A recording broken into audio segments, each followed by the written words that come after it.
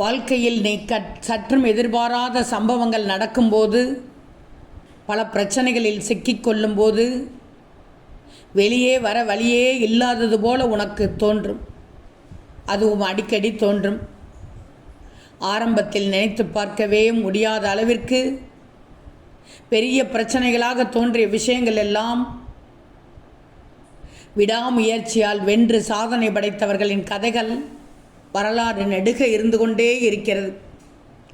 அவற்றையெல்லாம் கருத்தில் கொண்டு சம்பவங்களை சரித்திரமாக்க, சாதுரியத்தை சாசுவதமாக்கினால் உன் சோதனையானது சொற்பமாகி சாதனை சாட்சியாகும். இந்த நிலையில் சோதனையும் சாதனையும் சாதாரணமாக உனக்கு தோன்றிவிடும். அவரவர் இயல்போடு வாழ்ந்திடத்தான் நீங்களும் முயற்சி செய்து கொண்டிருக்கிறீர்கள். ஆனால் அதற்கெல்லாம் வாய்ப்பளிப்பதே இல்லை உன்னுடைய வாழ்க்கை. உண்மையை சொல்கிறேனா உன் சாயி? நிச்சயமாக உன் நினைவுகளை மாற்றினால்தான் நிம்மதியான வாழ்க்கை கிடைக்கும். உன்னிடம் இருப்பதை வைத்து மகிழ்ச்சியாக வாழ எண்ணும் போது நிம்மதியான வாழ்க்கை கிடைக்கிறது. அதை விட்டுட்டு உன்னிடம் இல்லாததை நினைத்து வருத்தப்பட்டால் இருக்கும் நிம்மதியும் போய்விடும்.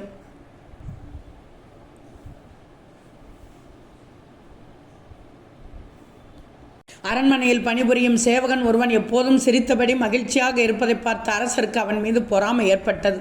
பொறாமை தாங்க முடியாமல் அவனை கூப்பிட்டு, பிரம்மாண்டமான அரண்மனை, ஏகப்பட்ட வருமானம், நிறைய சேவகர்கள் என்று இத்தனை இருந்தும் எனக்கு நிம்மதி இல்லை, நீ மட்டும் எப்படி மகிழ்ச்சியாக இருக்கிறார் என்று கேட்க, அரசே, என் குடும்பத்தின் தேவைகள் மிகவும் குறைவு. மழை வெயிலில் இருந்து காப்பதற்கு கூரை, உண்பதற்கு போதுமான உணவு, உடுத்திக்கொள்ள நல்ல உடை ஆகியவை இருந்தாலே போதும். அந்த தேவைகள் எனக்கு கிடைக்கும் வருமானத்திலேயே பூர்த்தியாகிவிடுகிறது. அதை தவிர எனக்கு பெரிய ஆசைகள் என்று எதுவும் இல்லை. நான் நிம்மதியாக இருக்கிறேன் என்றவுடன் அரசரும், வேண்டுமென்றால் அவனை நம் வருத்தப்படும் ஆண்கள் சங்கத்தில் சேர்த்து விடலாம் மன்னா என்று அமைச்சரும் கூறினார்.